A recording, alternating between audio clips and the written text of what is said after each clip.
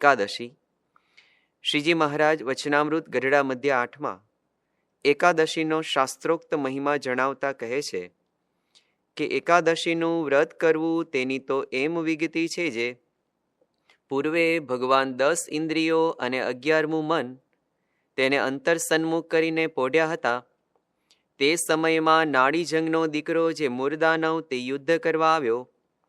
પછી ભગવાનના એકાદશ ઇન્દ્રિયોના તેજમાંથી એક કન્યા ઉત્પન્ન થઈ. ત્યારે મુરદાનવ કન્યા પ્રત્યે બોલ્યો છે, મારે તો એવી પ્રતિજ્ઞા છે જે મને યુદ્ધમાં જીતે તેને હું વરું. પછી મુરદાનવને અને કન્યાને યુદ્ધ થયું. ત્યારે કન્યાએ મુરદાનવનું મસ્તક ખડગે કરીને કાપી નાખ્યું. પછી ભગવાન પ્રસન્ન થઈને તે કન્યાને કહ્યું છે, તું વર માગ. ત્યારે તે કન્યાએ વર માગ્યો છે, મારા વ્રતને દિવસ કોઈ અન્ન ન ખાય અને હું તમારા એકાદશ ઇન્દ્રિયોના તેજમાંથી પ્રકટ થઈ માટે મારું નામ એકાદશી છે અને હું તપસ્વીની છું માટે મારા વ્રતને દિવસ મન આદિ જે 11 ઇન્દ્રિયો તેનો જે આહાર તે કોઈ કરે નહીં. એવું એકાદશીનું વચન સાંભળીને ભગવાને તે વર આપ્યો. એવી રીતે પુરાણની કથા છે. શ્રીજી મહારાજે આ વચનામૃતની અંદર એકાદશીની પુરાણની કથા એ આપણને વર્ણવી છે. સત્સંગી જીવન ગ્રંથની અંદર પણ એકાદશીનો મહિમા જણાવતા કહે છે કે 1000 અશ્વમેધ યજ્ઞ કરે, 100 રાજસૂય યજ્ઞ કરે, એનું ફળ જે થાય એના કરતાં એકાદશીના 16મા ભાગનું ફળ એ વધી જાય છે.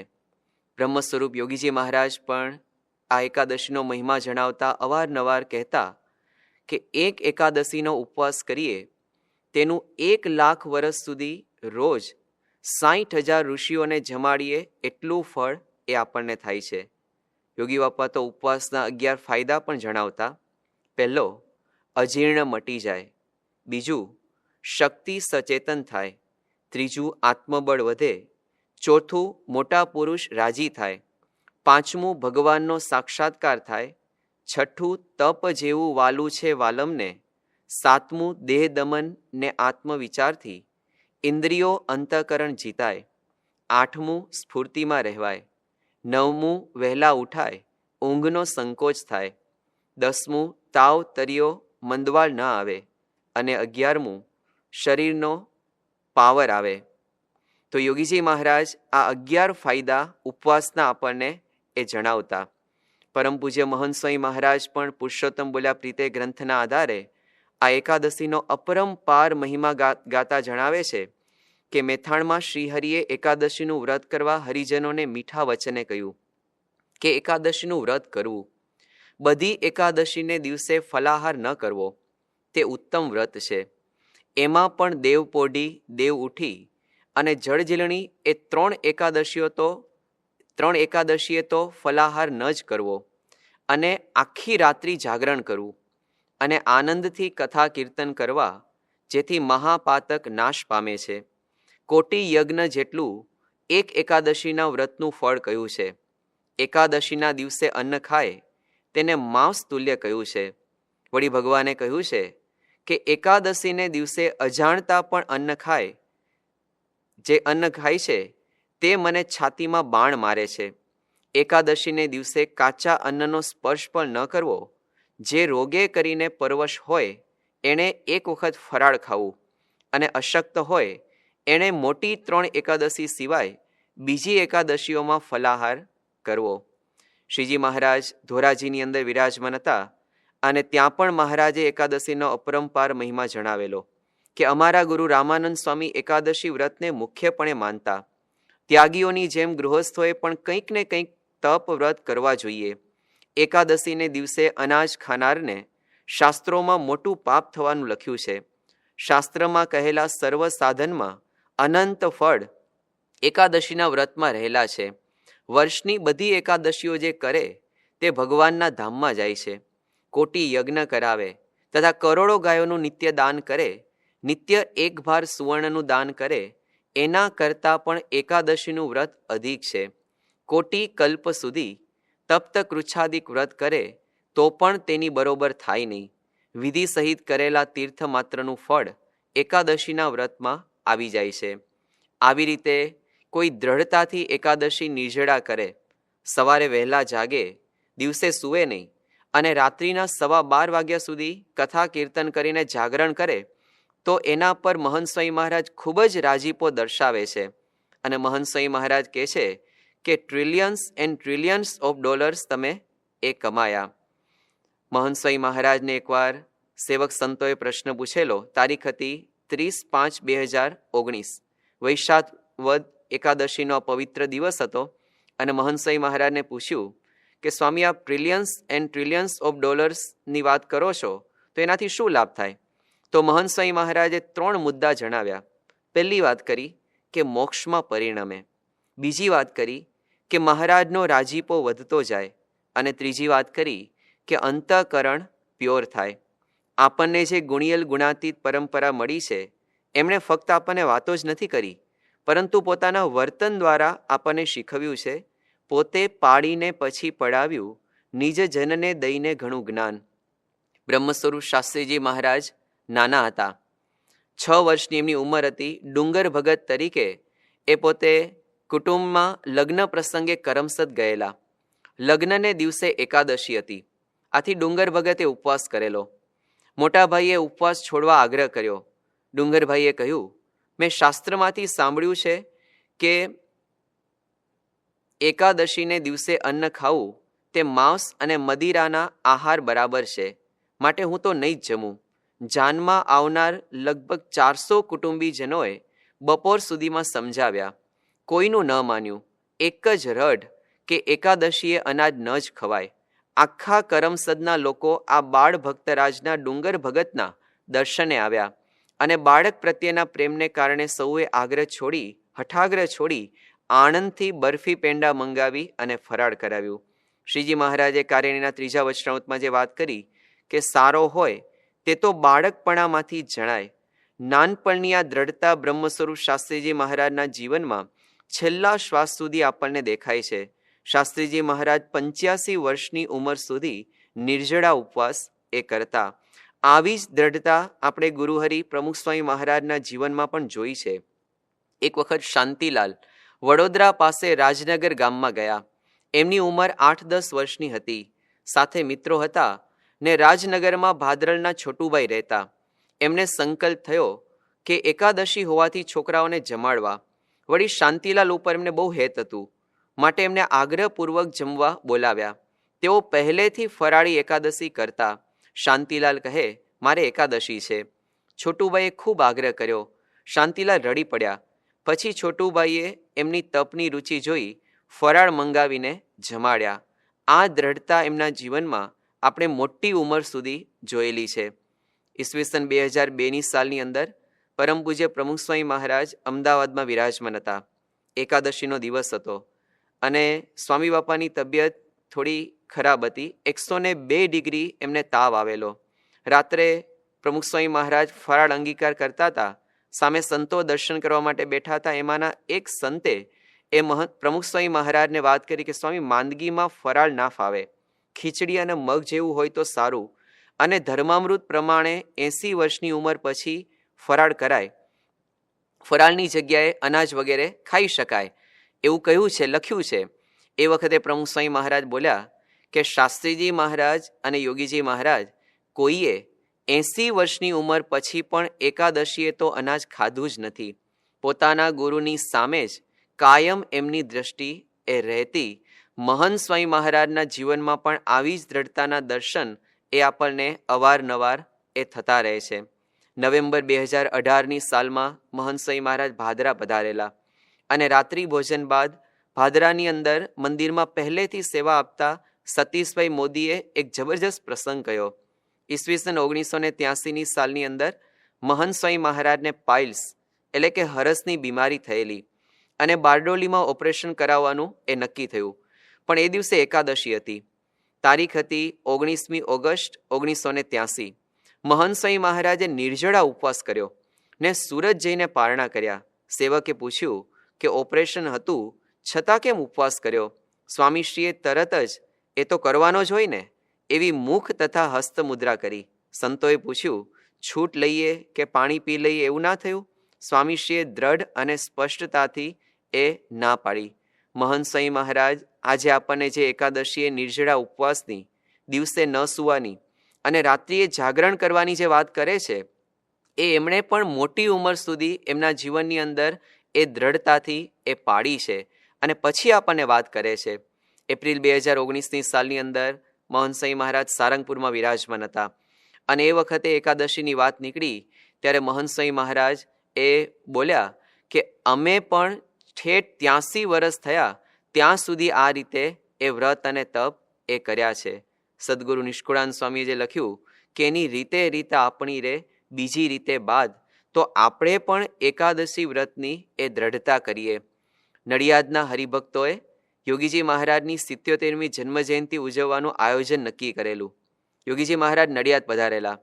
તારીખ હતી 21/5/1968. દશમની સવારે શૌચ પછી હસ્ત પ્રક્ષાલન કરતા કરતા યોગી બાપા કે આવતીકાલે એકાદશી છે, તો કહો કેટલા યુવકો નિર્જળા ઉપવાસ કરશે? બાથરૂમમાં 6-7 યુવકો ઊભા હતા. બધા એક સાથે બોલી ઉઠ્યા, અમે બધા નિર્જળા ઉપવાસ કરીશું.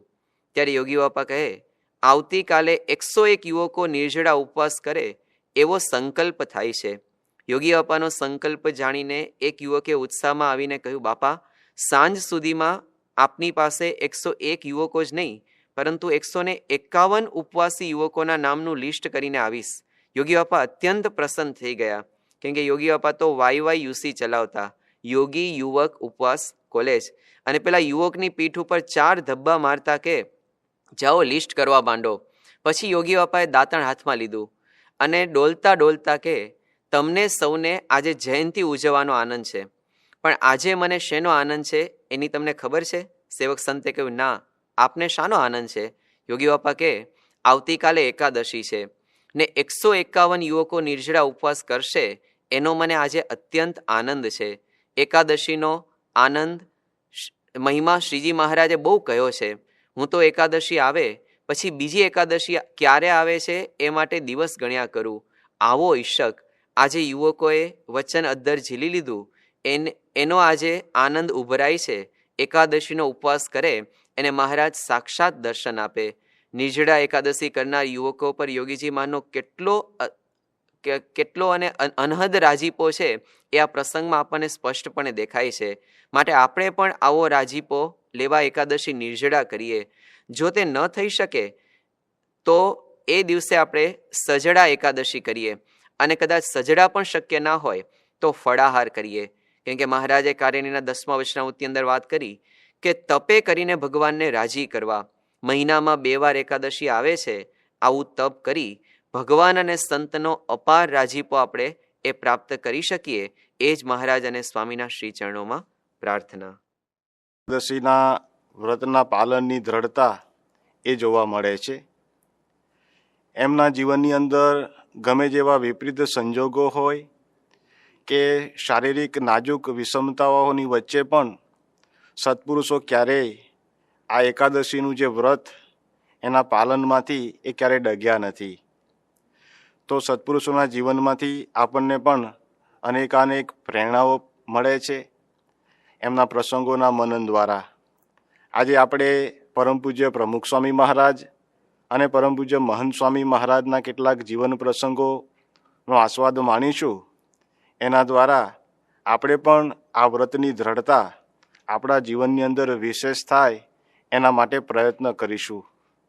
1973ની સાલની અંદર પ્રમુખ સ્વામી મહારાજની 53મી જન્મજયંતિ અમદાવાદમાં ઉજવવામાં આવેલી.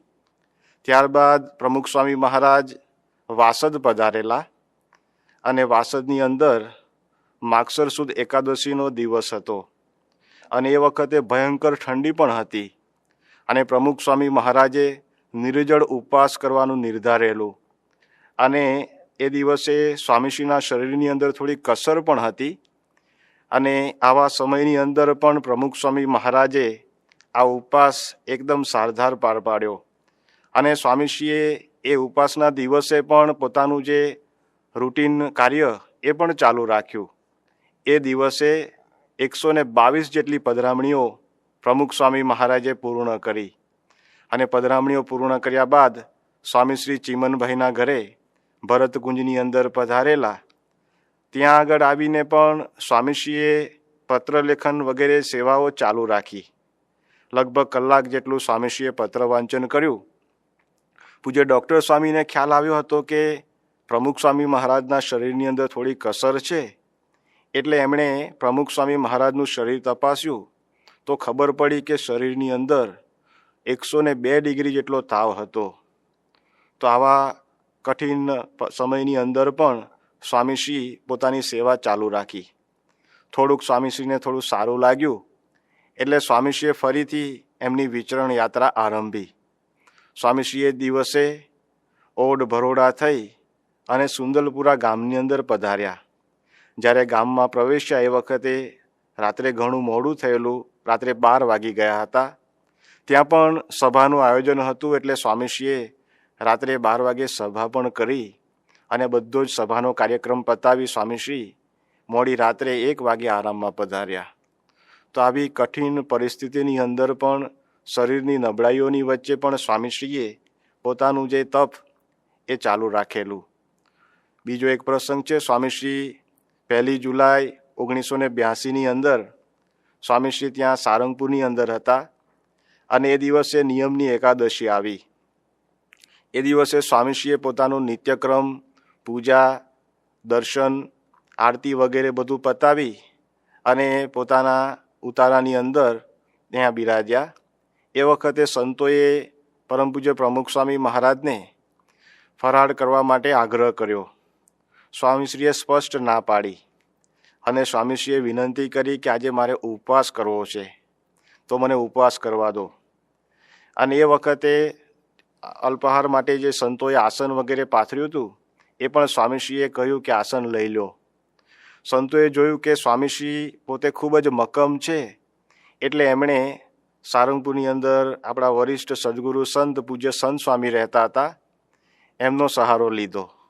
બધા સંતો સંત સ્વામીને બોલાવી લાવ્યા કે સંત સ્વામી આપ બાપાને વિનંતી કરો તો સ્વામીશ્રી કંઈક અંગીકાર કરે. સંત સ્વામી આવ્યા અને પ્રમુખ સ્વામી મહારાજને વિનંતી કરી કે સ્વામી આપ કંઈક અંગીકાર કરો. તો સંત સ્વામીનું વચન માની અને પ્રમુખ સ્વામી મહારાજે માત્ર થોડો ઉકાળો ગ્રહણ કર્યો. પણ એ દિવસે સ્વામીશ્રીએ પોતાની સેવા પ્રવૃત્તિઓ ચાલુ જ રાખી. બપોરનો આરામ પણ ન કર્યો. બપોરે 2:30 વાગ્યા સુધી ખાનગી ચાલુ રાખી. સ્વામીશ્રીએ સંતોને એ વખતે કહેલું કે મારો દેહ નહીં પડી જાય. અને આ બધા હરિભક્તો હર્ષદભાઈ, ભાઈ કાકા, ઈશ્વરભાઈ, આ બધા 75 વર્ષની ઉંમરના છે, તેઓ પણ આજે ઉપવાસ કરે છે. તો હું તો 62 વર્ષનો જ છું, તો મને કંઈ થવાનું નથી. તો આ રીતે પ્રમુખ સ્વામી મહારાજે સંતોને આ વાત કરેલી. તો એમના જીવનની અંદર એકાદશીની આ જે દ્રઢતા અને એનો મહિમા એ પણ આપણને દેખાય છે. આવી જ રીતે મહંત સ્વામી મહારાજના જીવનમાં પણ એકાદશીના વ્રતના પાલનનું અતિશય આગ્રહ અને એવી રુચિ અને દ્રઢતા દેખાય છે. મહંત સ્વામી મહારાજ 2 ઓક્ટોબર 2017ના રોજ લંડનની અંદર બિરાજમાન હતા અને એ વખતે અલ્પાહાર ગ્રહણ કરી રહ્યા હતા. એ વખતે સંતોએ દેશની અંદર પૂજ્ય કોઠારી બાપા અને સાથેના સંતો ઉત્તરાખંડની યાત્રાએ પધારેલા એના સમાચાર આપ્યા. તો આજે પૂજ્ય કોઠારી સ્વામી અને સંતો ત્યાં યમનોત્રીમાં હતા એટલે આ સમાચાર આપ્યા. તે વખતે મહંત સ્વામી મહારાજે પણ પોતાના ઉત્તરાખંડની યાત્રાની સ્મૃતિ ત્યાં આગળ સંતોને કરાવી અને મહંત સ્વામી મહારાજ બોલ્યા કે અમારે જલઝીણી એકાદશીના દિવસે કેદારનાથ જવાનું હતું. કેદારનાથ પર્વત એ ચડવાનું હતું અને ત્યાં આગળ 15 કિલોમીટર જવાનું, 15 કિલોમીટર ચડવાનું અને 15 કિલોમીટર ઉતરવાનું. અને એમાં વળી અમે 4 કિલોમીટર તો માર્ગ ભૂલ્યા એટલે એમાં પણ વધારે ચાલવાનું થયું. અને એ વખતે અમે ફક્ત એક રાજગરાની ચીકી અમે જમ્યા હતા. તો આ પ્રસંગની એમણે સ્મૃતિ કરાવી. એ વખતે એમના સેવક સંત પૂજ્ય મુનિચિંતન સ્વામીએ કહ્યું કે સ્વામી આપે 38 કિલોમીટર આ રીતે પગે ચાલીને આ કપૂર ચઢાણ ચડ્યા અને પાછા નીચે ઉતર્યા અને એ પણ ફક્ત એક ચીકી અંગીકાર કરીને, અને એ ચીકી પણ પ્રમુખ સ્વામી મહારાજની આજ્ઞા હતી એટલે જ આપે અંગીકાર કરી હતી. તો આ રીતે સ્વામીશ્રીએ પણ મહંત સ્વામી મહારાજના જીવનમાં પણ આ એકાદશીના વ્રતની દ્રઢતા દેખાય. મહંત સ્વામી મહારાજ જ્યારે આફ્રિકાના વિચરણમાં હતા એ વખતે 1 ઓક્ટોબર 2019ના દિવસે ત્યાં લીમુરુની અંદર, કહેતા કે કેન્યાની અંદર સંત શિબિરનું આયોજન થયેલું હતું. એની અંદર સંતો સાથે ગોષ્ઠી બધી ચાલતી હતી. એમાં પૂજ્ય આત્મતૃપ સ્વામીએ મહંત સ્વામી મહારાજના એક વિશિષ્ટ પ્રસંગની સ્મૃતિ કરાવડાવી કે મહંત સ્વામી મહારાજ 2002ની સાલની અંદર અમેરિકાના વિચરણમાં પધારેલા. હવે જ્યારે અમેરિકા પધાર્યા એ વખતે શરૂઆતમાં જ એમનું બ્લડ ચેકિંગ કરવામાં આવ્યું તો એ વખતે કોલેસ્ટ્રોલ થોડું હાઈ આવ્યું, એટલે ડૉક્ટરોની સલાહથી એમને દવા પણ શરૂ કરવાની થઈ. અને સાથે સાથે એમનું જે વિચરણ પણ ચાલુ થવાનું હતું, એટલે સ્વામીશ્રી વિચરણમાં નીકળ્યા તો એમનું સ્વાસ્થ્ય પણ થોડું નબળું હતું, પણ સ્વામીશ્રીએ વિચરણ ચાલુ રાખ્યું. જ્યારે પોતાનું 1 મહિનાનું વિચરણ પતાવી ફરી પાછા ન્યુયોર્ક આવ્યા એ વખતે આ દેવપોઢી એકાદશીનો દિવસ આવ્યો. અને એ દરમિયાનમાં બધી શિબિરો પણ બધી ચાલતી હતી અને કથા વાર્તા પણ એમને કરવાની થતી અને શરીરની અંદર થોડી કસર પણ હતી. એટલે બધા સંતો ભક્તોને વિચાર આવ્યો કે સ્વામીશ્રી આજે ઉપવાસ ન કરે અને ફરાળ કંઈક અંગીકાર કરે તો સારું. એટલા માટે ત્યાં આગળ પરેશભાઈ ત્રિવેદી નામના હરિભક્ત હતા, એમણે પ્રમુખ સ્વામી મહારાજને ફોન જોડ્યો. પ્રમુખ સ્વામી મહારાજ એ વખતે સાંકરીની અંદર હતા. સાંકરીની અંદર દિવ્ય સન્નિધિ પર્વ ચાલી રહ્યું હતું. પરેશભાઈએ પ્રમુખ સ્વામી મહારાજને મહંત સ્વામી મહારાજના વિચરણની વાત કરી અને કહ્યું કે અત્યારે મહંત સ્વામી મહારાજ આ મોટી ઉંમરે અહીંયા આગળ ઉપવાસ કરી રહ્યા છે, એમનું વિચરણ પણ ચાલુ છે, વળી એમની દવા પણ ચાલુ છે અને થોડે શરીરે કસર પણ છે, તો આપ આજ્ઞા કરો તો એ કંઈક ફરાળ કરે. એ વખતે પ્રમુખ સ્વામી મહારાજે પૂછ્યું કે મહંત સ્વામી ક્યાં છે? તો મહંત સ્વામી મહારાજ બાજુની રૂમમાં હતા, એટલે એમને બોલાવવામાં આવ્યા. અને મહંત સ્વામી મહારાજ આવ્યા એટલે સીધો પ્રમુખ સ્વામી મહારાજનો ફોન એમના હાથમાં આપવામાં આવ્યો. એમને કોઈ વાતનું અનુસંધાન હતું નહીં, સીધો સ્વામીશ્રીનો ફોન એમણે હાથમાં લીધો અને પ્રમુખ સ્વામી મહારાજે એમને જય સ્વામિનારાયણ કહ્યા, એમણે જય સ્વામિનારાયણ કહ્યા અને તરત જ પ્રમુખ સ્વામી મહારાજે વાત કરવાની શરૂ કરી કે આપ અહીંયા અમેરિકાના વિચરણમાં પધાર્યા છો, કથા વાર્તા ચાલે છે, વળી ડૉક્ટરો કહે છે કે આપને શરીરે પણ આ થોડી તકલીફ છે, તો આપ આ બધા ઉપવાસની અંદર આપને જે અનુકૂળ આવે તે અંગીકાર કરજો અને આજના ઉપવાસમાં પણ કંઈક આપ અંગીકાર કરજો. પ્રમુખ સ્વામી મહારાજે આ જ્યારે વાત કરી તો મહંત સ્વામી મહારાજ તો એકદમ દાસ ભાવે અદબવાળી અને હાથ જોડીને આ એકદમ સાંભળતા રહ્યા, હાજી કરી. અને આ સ્વામીશ્રીનો ફોન એમણે લીધો અને જેવો ફોન પૂરો થયો એટલે રૂમની અંદર કંઈક વાતાવરણ જુદું હતું. આમ તો મહંત સ્વામી મહારાજ ક્યારેય પણ આવી રીતે ગુસ્સો કરતા નથી, પણ આ દિવસે મહંત સ્વામી મહારાજ એકદમ આજુબાજુમાં જે સંતો હરિભક્તો હતા એમને જોઈ અને એકદમ કડક સ્વરથી બોલ્યા કે કોણ ડાયું થયું, કે મારાથી ઉપવાસ તો થાય જ છે ને, અને આટલા વર્ષો સુધી આપણે કર્યું તો કાંઈ થયું નથી, તો અત્યારે શું થવાનું છે? એમ કરીને સ્વામીશ્રીએ નારાજગી વ્યક્ત કરી. પણ એ વખતે આગ્રહથી અને સ્વામીશ્રીની આજ્ઞાથી માત્ર પ્રવાહી થોડું એમણે અંગીકાર કર્યું. પણ પછી સેવક સંતોને કહી દીધું કે હવે આખો દિવસ કંઈ લાવતા નહીં. અને આ રીતે પછી સ્વામીશ્રી આખો દિવસ એકદમ આ ઉપવાસ કર્યો અને કશું અંગીકાર ન કર્યું. તો મહંત સ્વામી મહારાજના જીવનની અંદર આ ઉપવાસની એકાદશીના ઉપવાસની દ્રઢતા આપણને દેખાય. આજે આ સત્પુરુષોના જીવનમાંથી પ્રેરણા પામી અને આજે સંતો અને ભક્તો પણ એમના જીવનની અંદર પણ આ વ્રતની દ્રઢતા આપણને દેખાય છે. વિપરીત સંજોગોની અંદર પણ આ સંતો ભક્તો આ તપ મહિમાથી, આદરથી અને દ્રઢતાથી આ રીતે કરતા હોય છે. તો એવા પણ કેટલાક પ્રસંગો જોઈએ કે શરૂઆતના વર્ષોની અંદર ડૉક્ટર કેસી પટેલ અહીંયા અમેરિકાની અંદર હતા અને એમની સાથે ડૉક્ટર અશ્વિનભાઈ. તો આ બંને એક વખતે ત્યાં આગળ ડૉક્ટરોની એક મેડિકલ કોન્ફરન્સની અંદર ગયેલા અને એ વખતે ત્યાં તો બપોરે ભોજન સમારંભ પણ હતો, તો જમવાનો સમય થયો. હવે એ ભોજન સમારંભની અંદર શાકાહારી ભોજનની વ્યવસ્થા તો હતી જ, તેમ છતાં ડૉક્ટર કેસી પટેલ અને ડૉક્ટર અશ્વિનભાઈ આમ ત્યાં આગળ દૂર બેસી અને ગોષ્ઠી કરતા હતા. તો આ કોન્ફરન્સના જે વ્યવસ્થાપક કોઈ કાર્યકર હતા એમણે જોયું કે આ બે હરિભક્તો કંઈ જમતા નથી, તો ત્યાં નજીક આવીને પૂછ્યું કે તમારે એ ભોજન નથી કરવું. એ વખતે આ બંને હરિભક્તોએ કહ્યું કે આજે અમારે એકાદશીનો ઉપવાસ છે, એટલે અમે આજે ભોજન બંધ રાખ્યું છે. તો અમેરિકા જેવા દેશમાં રહીને પણ આ બધા હરિભક્તોના જીવનની અંદર એકાદશીના વ્રત પાલનની જે દ્રઢતા એ આવી, તો એના મૂળની અંદર આ સત્પુરુષનું જીવન છે. સત્પુરુષ વર્ત્યા તો બધાને પ્રેરણા મળી. તો આવી જ રીતે એક વખતે 2006ની સાલની અંદર હ્યુસ્ટનની અંદર મંદિરની બહાર એક અન્ય જગ્યાએ ત્યાં આગળ વૈદિક કોન્ફરન્સનું આયોજન કરવામાં આવ્યું હતું, અને દેશમાંથી પણ અને અહીંયાથી પણ બધા વિદ્વાનો ત્યાં એકત્રિત થયેલા હતા. હવે ત્યાંના આયોજનકર્તાઓએ મંદિરના હરિભક્તો અને કાર્યકરોને પણ નિમંત્રણ આપેલું, અને વળી સાથે સાથે મંદિરના સપોર્ટની પણ અપેક્ષા રાખેલી. તો મંદિરમાંથી બધી વ્યવસ્થા એ પૂરી પાડવામાં આવેલી, અને મંદિર તરફથી અને સંસ્થા તરફથી જનકભાઈ દવેને ત્યાં આગળ કોન્ફરન્સમાં મોકલવામાં આવેલા. એ વખતે મંદિરના કિશોરો આ બધા મહેમાનોને જમાડવાની વ્યવસ્થામાં હતા. હવે એ દિવસે ખૂબ ગરમી પણ હતી અને એકાદશીનો દિવસ હતો.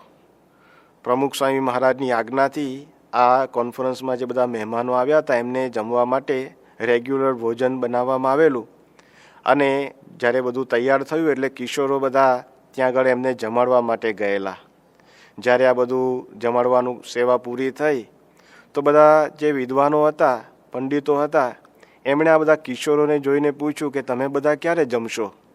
એ વખતે બધા કિશોરોએ નમ્રતાપૂર્વક કહ્યું કે આજે તો એકાદશીનો અમારે નિર્જળ ઉપવાસ છે, એટલે અમે આજે નહીં જમીએ પણ આવતીકાલે પારણા કરીશું. જ્યારે આ વાત સાંભળી ત્યારે બધા વિદ્વાનો એકદમ આશ્ચર્યચકિત થઈ ગયા કે અમે બધા વૈદિક કોન્ફરન્સ માટે અહીંયા આગળ સુધી આવ્યા છીએ, અને આજના દિવસે અમે અન્ન ખાઈએ છીએ, અને આપ બધા અમેરિકાની ધરતી ઉપર જન્મ લઈને પણ અહીંયા આગળ મોટા થઈને પણ આવા એકાદશીના દિવસે નિર્જળ ઉપવાસ કરો છો. તો ખરેખર અમને ખૂબ આશ્ચર્ય થાય છે. બધાને ખૂબ ભાવ થયો. પ્રમુખ સ્વામી મહારાજનો પણ મહિમા આ બધા વિદ્વાનોને ખૂબ સમજાયો. મહંત સ્વામી મહારાજે આ એકાદશીનું વ્રત કેવી રીતે કરવું એનું પ્રેક્ટિકલ માર્ગદર્શન અને એની રીત પણ આપણને સત્સંગ દીક્ષા ગ્રંથની અંદર બતાવેલી છે. સત્સંગ દીક્ષા ગ્રંથની અંદર શ્લોક નંબર 255ની અંદર મહંત સ્વામી મહારાજ લખે છે કે સંયમ, ઉપવાસ ઇત્યાદિ જે તપનું આચરણ કરવું તે તો કેવળ ભગવાનને રાજી કરવા તથા ભક્તિ માટે જ કરવું. તો અહીંયા આગળ ભગવાનની ભક્તિ અને ભગવાનની પ્રસન્નતા એ જ મુખ્ય હેતુ રાખી અને આ એકાદશી આદિ વ્રત કરવાની જે વાત મહંત સ્વામી મહારાજે આપણને બતાવી છે. વળી 256મા શ્લોકની અંદર મહંત સ્વામી મહારાજ લખે છે કે એકાદશીનું વ્રત સદાય પરમ આદર થકી કરવું, તે દિવસે નિષિદ્ધ વસ્તુ ક્યારેય ન જમવી. તો આ એકાદશીનું વ્રત જ્યારે જ્યારે આવે એ વખતે આદરથી મહિમાથી કરવું, અને નિષિદ્ધ કહેતા કે જે આપણાથી ન ખાઈ શકાય, જેનાથી આપણા નિયમનો ભંગ થાય એવી વસ્તુઓ ક્યારેય ન ખાવી. તો આ રીતે યથાર્થ રીતે એકાદશીનું વ્રત પાળવું એવી વાત પણ મહંત સ્વામી મહારાજ આ ગ્રંથની અંદર સમજાવે છે. 257મા શ્લોકની અંદર મહંત સ્વામી મહારાજ કહે છે કે ઉપવાસને વિશે દિવસની નિદ્રાનો પ્રયત્નપૂર્વક ત્યાગ કરવો. દિવસે લીધેલી નિદ્રાથી ઉપવાસ રૂપી તપ નાશ પામે છે.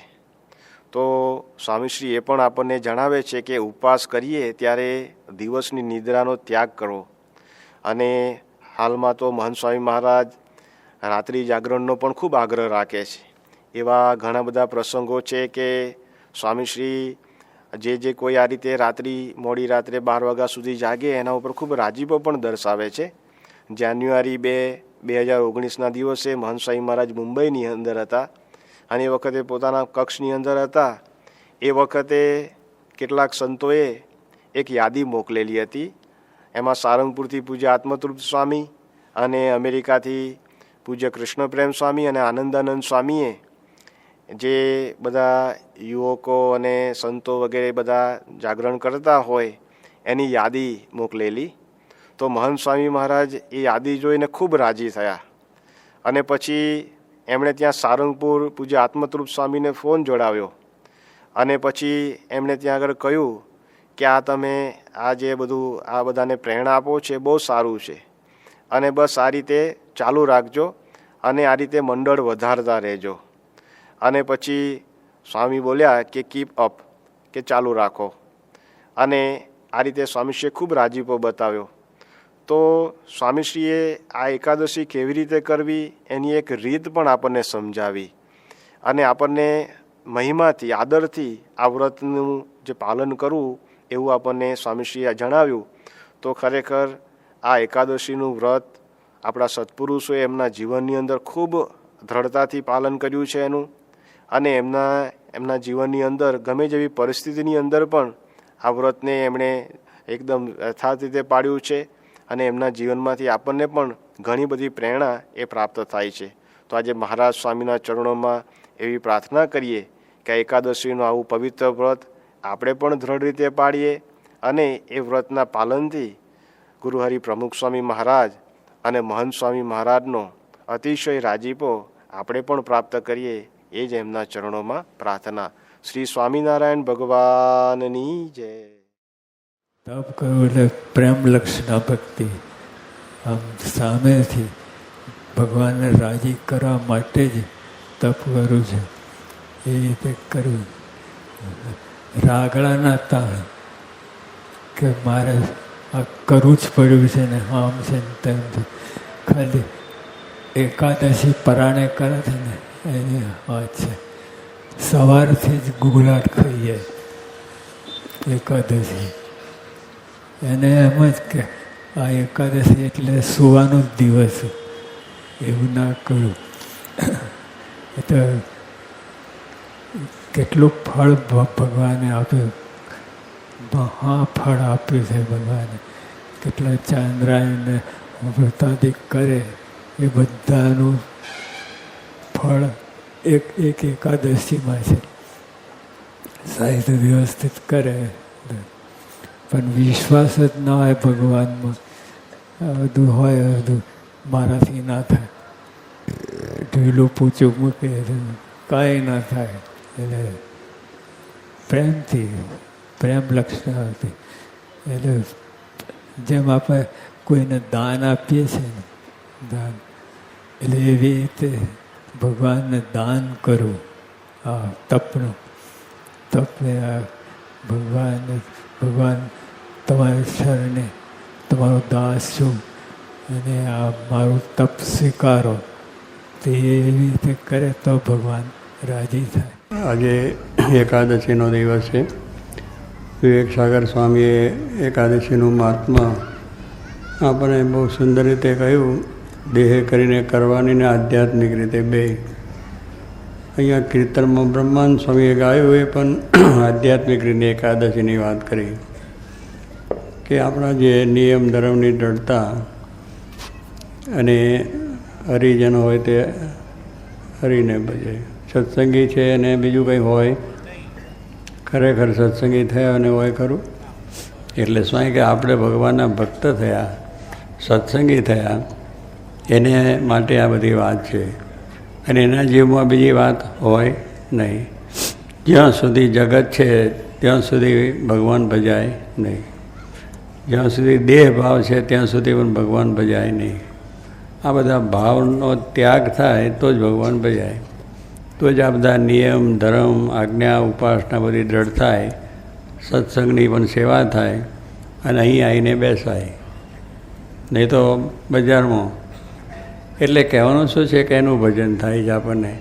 એટલે ભગવાન ભજવાનું સુખ ક્યાંથી આવે? પણ મારે કે આપણે ભગવાનના ભક્ત થયા છે એ આ બધું મૂકીને ભગવાનનું ભજન ને ભગવાનની આજ્ઞા એના સામું તાન હંમેશને માટે. એટલે જોગી મહારાજને બીજું કંઈ તાન હતું ખરું? જગતનું કોઈ પણ એક ગંધ સરખી એમને નહીં, એને માટેનો વિચાર પણ નહીં. આયા એને ભગવાન ભજી લેવાના, બસ કથા વાર્તા કરી લેવાનું, સેવા કરી લેવાનું, બધું એક જ વસ્તુ થાય, બીજું કંઈ આવે નહીં એ સિવાયનું. ત્યારે શું કે એમને એક જ વસ્તુ છે કે આપણે શ્રીજી મહારાજ આવે મળ્યા અને તીર્થાન શાસ્ત્રી મહારાજ જેવા ગુરુ મળ્યા તો બીજી વાત થાય નહીં. એમ આપણે પણ છે, વ્યવહાર છે એટલે વાત કરવી પડે, વ્યવહારમાં રહ્યા એટલે થોડું કામકાજે કરવું પડે, પણ એ મય નહીં બની જવાનું. પછી પૈસો મારો પરમેશ્વર કરી એ મય નહીં બની જવાનું.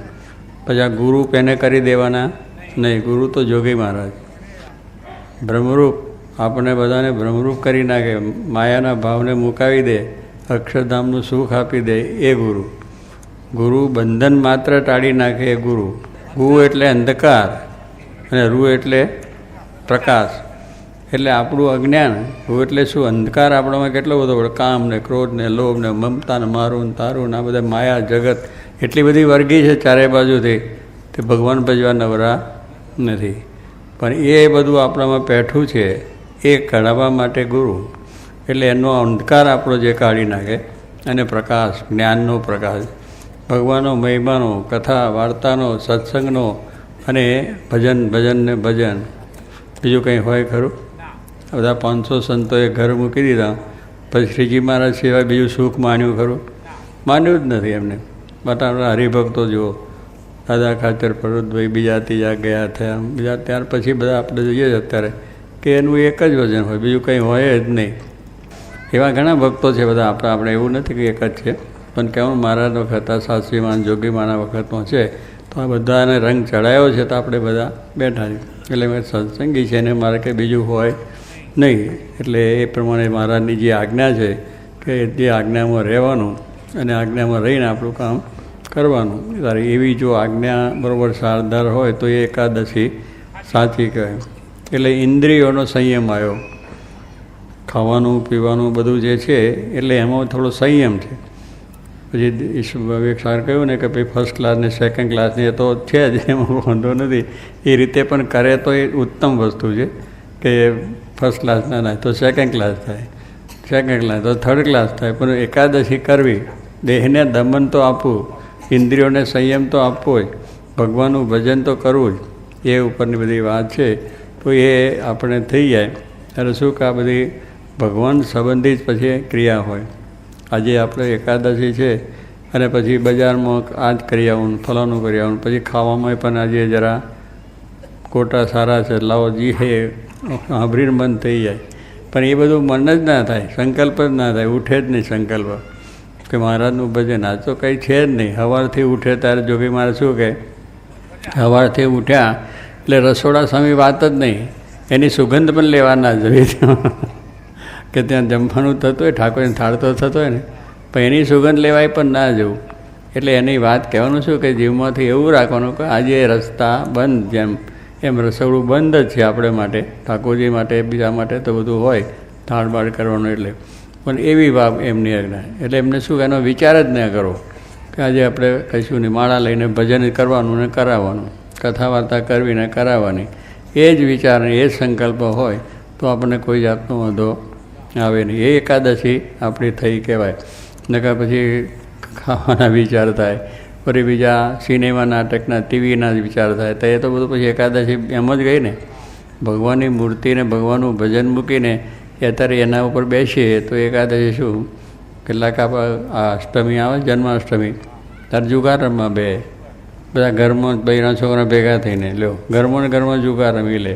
એટલે આજે એનો વારો છે કે કૃષ્ણ રાજી થાય જુગાર રમવાથી. એટલે કહેવાનું કે એવું, પણ હવે ટેકડે ભજન કરો, કીર્તન કરો, કૃષ્ણનો મહિમા સમજો. રામ નામ એ તો રામ ભગવાન શ્રીજી માના મહિમાનો કીર્તન છે, ભજન છે, કથા વાર્તા છે, એ બધા બેહીને કરો. પણ નિત્ય દાડે કંઈ બીજો વિચાર હોય, પણ આવું છે લોકોને બસ સમય પસાર કરવાનો. આજે એક ઉપવાસ છે એટલે સમય પસાર કરવાનો, ખાવાનું પીવાનું બધું છે સારામાં સારું, 7 જાતની 10 જાતની વાનગીઓ થઈ જાય. એટલે કહેવાનું આ બધું મનને હજુ આપણે દેહને એટલી બધી રીતે આપણે આધીન થયા છે કે જરાય એક દાડો આટલું કરવું પડે તો વિચાર આવે. એકાદશીનો આગલે દાડે ખબર પડે કે આવતીકાલે એકાદશી, એટલે હાંસથી જ પગ ભાગી જાય કે હવે કાલે અપવાસ આવશે, શું થશે, કેમ થશે, એના વિચાર આવે.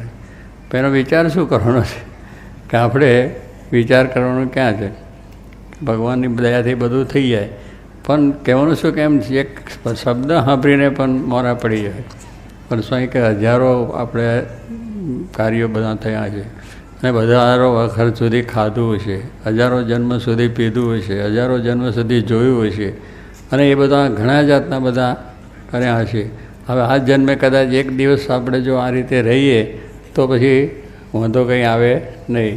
શરીરના જો બધા ઉપવાસ કરનારા બધા માણસ કેટલા કરે? 4 મહિનાના ઋષિમુનિઓ ઉપવાસ કરતા, 4 મહિના સુધી ઋષિમુનિની વાત છે.